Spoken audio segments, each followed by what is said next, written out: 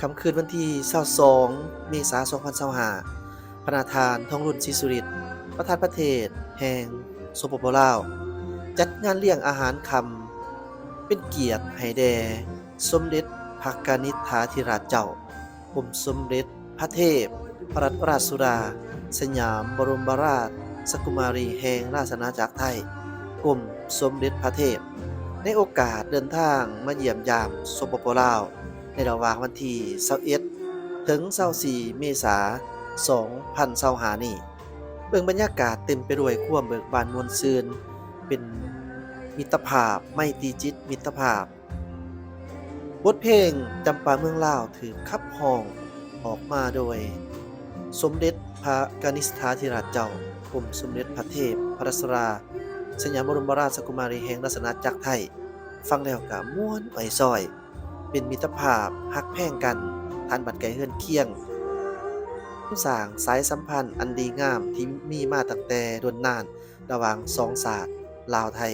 ไทยลาวการเสด็จมาเยี่ยมยามสปปลาวในครั้งนี้แม่นเพื่อตอบสนองตามการเชื้อเชิญของพระประธานทองรุ่นศรีสุริต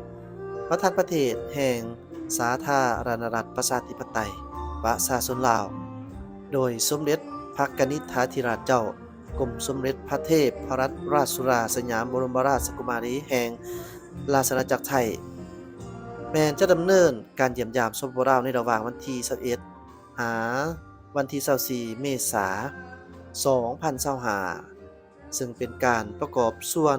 เขาในการสืบต่อหัดแหน่นและเสริมขยายสายพัวพันธมิตรภาพและการร่วมมือฐานบ้านไกลเฮือนเคียงที่ดีที่มีมาแต่โดนนานระหว่างสปปลาวและราชอาณาจักรไทยให้แน่นแฟ้นและขยายตัวขึ้นยิ่งขึ้นนอกจากนั้นการมาเยี่ยมยามเสด็จมาเยี่ยมยามสปปลาวในครั้งนี้ถือว่าเป็นกาลโอกาสในการเฉลิมฉลองครบรอบ25ปีแห่งการร่วมมือลาวไทยทางด้านการพัฒนาบุคลากรทางการแพทย์และสาธารณสุขที่สมเด็จพระกนิษฐาธิราชเจ้ากรมสมเด็จพระเทพรัตนราชสุดาสยามบรมราชกุมารีได้มีแนวความคิด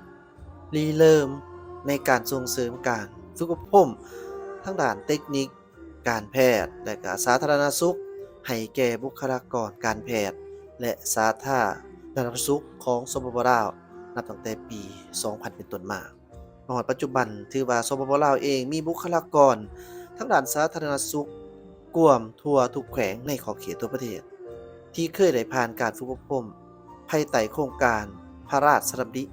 ของกรมสมเด็จพระเทพซึ่งรวมมีทั้งหมด 1,170 กว่าคนปัจจุบันแม่นหุ้นที่27ที่พระองค์ท่านเข้าร่วมกองประชุมในครั้งนี้แม่นได้จัดให้มีเวทีสนทนาแบบพิเศษเกี่ยวกับการพัฒนาคนเพื่อการพัฒนาเวียกแบบยืนยงมีการบรรยายสนทนาแบบโต๊ะม่นนำเสนอผลงานวิชาการของผู้ที่ผ่านการฝึกอบรมภายใต้โครงการร่วมมือดังกล่าวและก็วางแสดงผลงานทางด้านวิชาการซึ่งเป็นเวทีที่แสดงให้เห็นถึงความร่วมมืออย่างใกล้ชิดสนิทแนบทั้งเป็นเวทีนำเสนอผลงานทางด้านวิชาการเพื่อแลกเปลี่ยนประสบการณ์ต่างๆที่ได้ทำเฮียนและก็เพื่อมาถ่ายทอดให้แก่ผู้ที่เขาร่วมได้เห็นถึงความสำคัญของการพัฒนาตนเองทั้งด้านการเบิ่งแย่งสุขภาพที่มีความสำคัญและยืนยงในโอกาสที่พระองค์ท่านเข้าร่วมกองประชุมพระองค์เองก็ยังได้กล่าวว่าก็ได้ตีราคาสูงต่อผลสำเร็จของการร่วมมือทางด้านการพัฒนาบุคลากรทางการแพทย์และก็สาธารณสุขระหว่าง2ประเทศไทยลาวในระยะที่ผ่านมาซึ่งเป็นการประกอบส่วนเฮ็ดให้ประชาชนมีสุขภาพที่ดีทั้งเป็นการประกอบส่วนเขาในการพัฒนาประเทศชาติให้มีความเข้มแข็งประชาชนมีพลานามัยที่สมบูรณ์และก็กองประชุมในครั้งนี้ถือว่าเป็นส่วนหนึ่งในการพัฒนาบุคลากรทางการแพทย์แล้วก็สาธารณสุขของสปปลาวได้มีโอกาสได้แลกเปลี่ยนความรู้บทเรียนและก็ประสบการณ์กับผู้ที่มีความเชี่ยวชาญเฉพาะ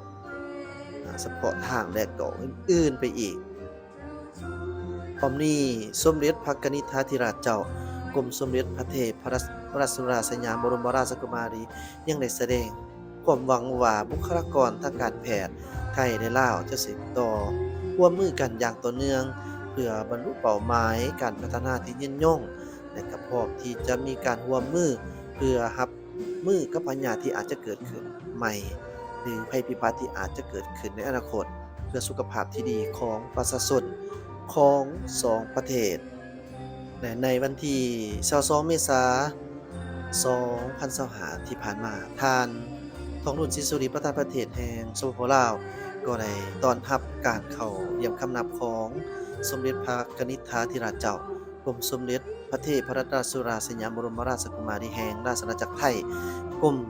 สมเด็จพระเทพในโอกาสที่เดินทางมาเยี่ยมยามสปปลาวในระหว่างวันที่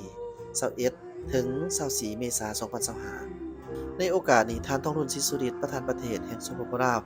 ก็ได้แสดงความยินดีต้อนรับอันอบอุ่นและตีราคาสูงต่อการเสด็จมาเยี่ยมยามสปปลาว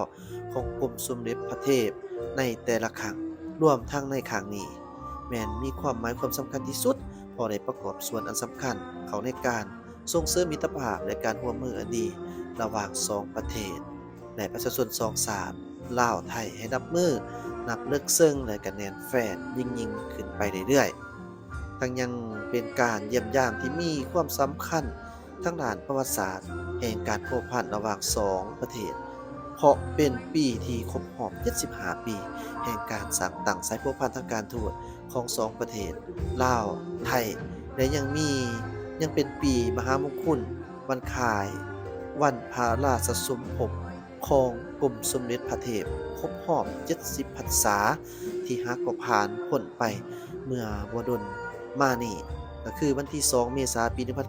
1955ถึง2เมษายนปี2025ซึ่งทานทองรุ่นศรีสุริก็ได้ถือโอกาสนี้ถวายพระพรใส่ยามมงคลวันคล้ายวันพระสสมภพแด่กรมสมเด็จพระเทพในโอกาสนี้เดียวกันกรมสมเด็จพระเทพก็ได้แสดงความปิติยินดีต่อการต้อนรับอบอุ่นในครั้งนี้และรู้สึกดีใจเป็นอย่างยิ่งที่ได้เสด็จมาเยี่ยมยามสปปลาวอีกครั้ง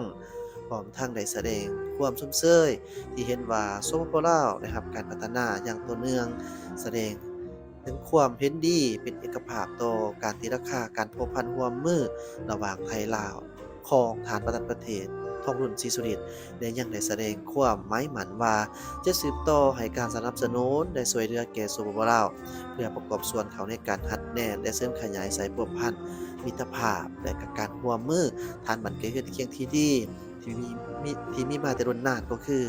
การเป็นคู่ร่วมยุทธศาสตร์เพื่อการเจริญเติบโตและการพัฒนา